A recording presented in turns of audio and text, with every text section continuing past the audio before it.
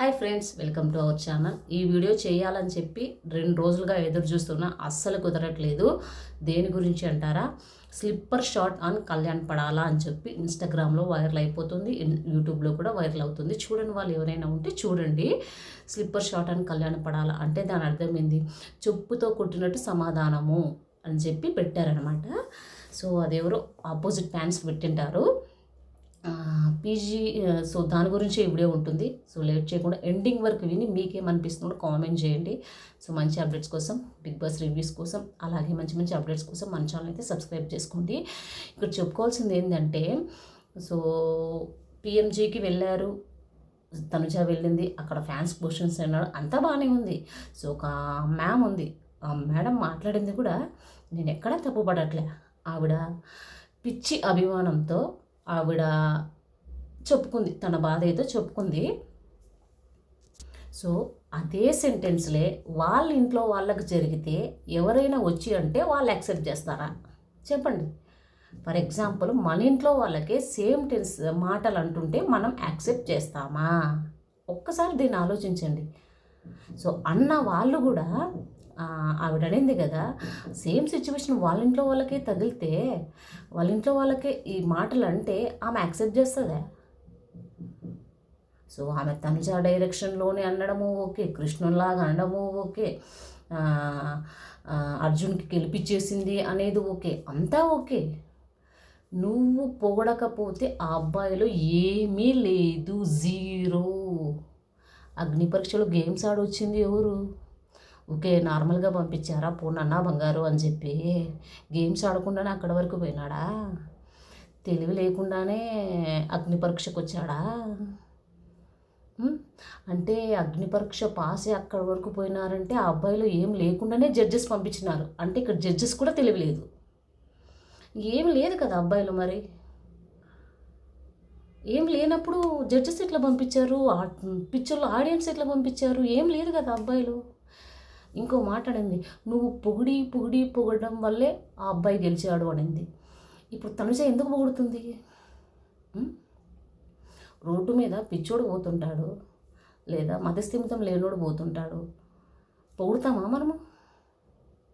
ఎట్లా పొగుడుతాం మనము? పొగలేము కదా. వాళ్ళు ఏదైనా చేస్తేనే పొగుడుతాము. వాళ్ళు ఏదైనా ప్రౌడ్గా ఏదైనా చేసింటే, లేదా ఎవరికైనా హెల్ప్ చేసింటే, లేదా ఇంకొకటి చేసింటే పొగడాలనిపిస్తే పొగుడుతాం. మనం ఆలోచించుకుందాం, అంతే కదా. మనకి ఏదైనా వాళ్ళ గురించి మంచిగా అనిపిస్తే పొగుడుతాం. లేదా రోడ్డు మీద మతస్థిమితం వాళ్ళు లేదా పిచ్చి పట్టింటారు కదా, వాళ్ళు పోతుంటే మనం పొగుడుతామా? సో అలాంటప్పుడు తనుజ ఎందుకు పొగిడింది అతన్ని? ఏం లేకుండానే పొగిడిందా? మరి ఏం మాట్లాడుతున్నారు అసలు? పిచ్చి అభిమానం ఉంటే తల మీద పెట్టుకొని పూజలు చేయండి, హారతి చేయండి, ఎవరు వద్దని లేదు ఇక్కడ.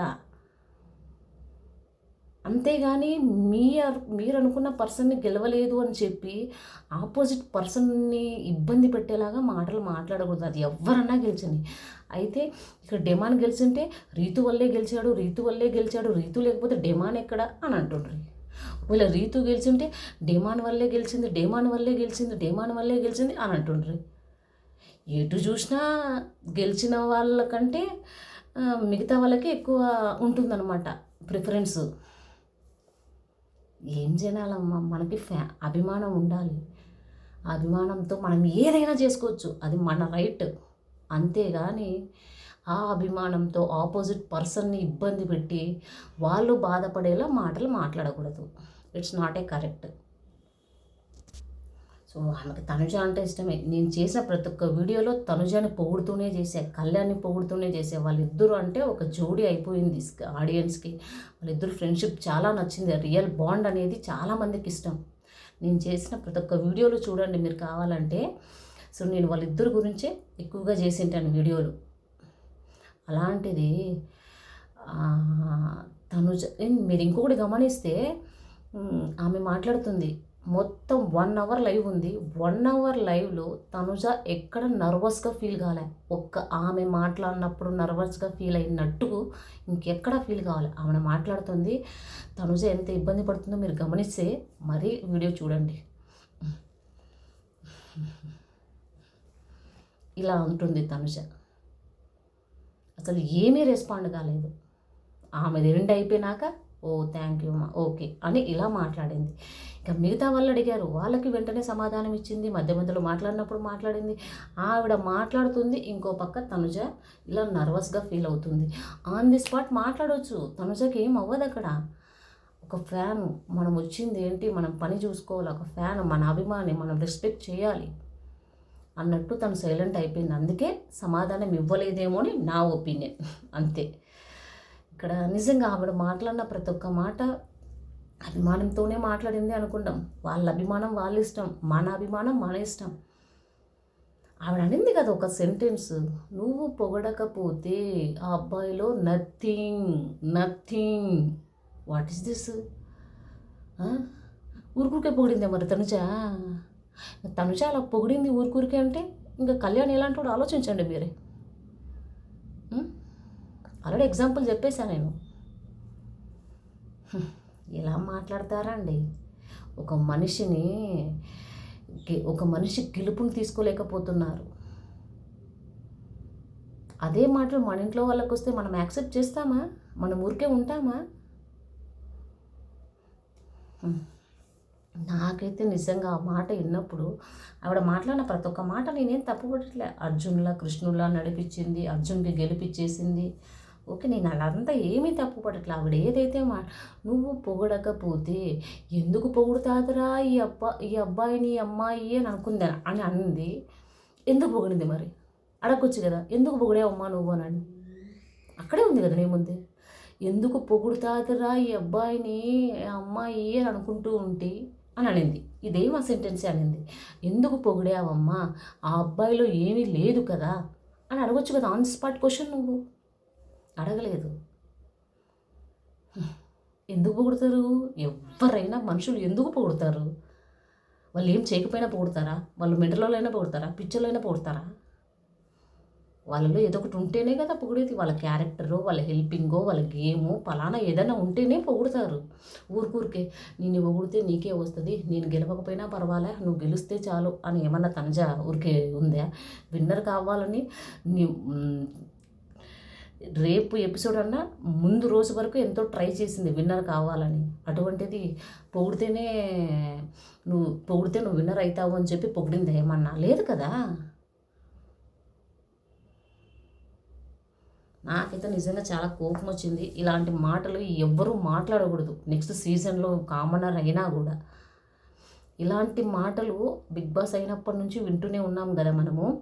సో ఇవన్నీ మాటలు పడే కన్నా విన్నర్ కాకపోవడం బెటర్ ఏమో అనిపిస్తుంది. బట్ నెక్స్ట్ సీజన్లలో అయినా నిజంగా వేస్ట్ అనిపిస్తుంది విన్నర్ అయినా కూడా. సో దయచేసి ఈ వీడియో ఎవరైనా కామనర్స్ చూస్తుంటే, సో నాకు తెలిసినంత వరకు మీ ఓన్గా ఎవరితో కనెక్షన్ పెట్టుకోకుండా రేపు పొద్దున మీరు బిగ్ బాస్కి వెళ్తే మీకు మీరు విన్నర్ అయ్యి తెచ్చుకోండి. అంతేగాని వాళ్ళతో కనెక్షన్ పెట్టుకొని వీళ్ళతో కనెక్షన్ పెట్టుకొని అట్లా విన్నర్ అయినారు అని చెప్పి ఇట్లా మాటలన్నీ పడాలి. సుమారుగా మనకి 5 months అయిపోయింది, అయినా ఇంకా మాటలు పడుతూనే ఉన్నాడు కళ్యాణ్కి ఆల్రెడీ తెలిసే ఉంటుంది. ఎందుకు తెలీదు? ఎవరో ఒకరు షేర్ చేసే ఉంటారు కదా. ఒక మనిషి ఎంత బాధపడతాడు ఆలోచించరా?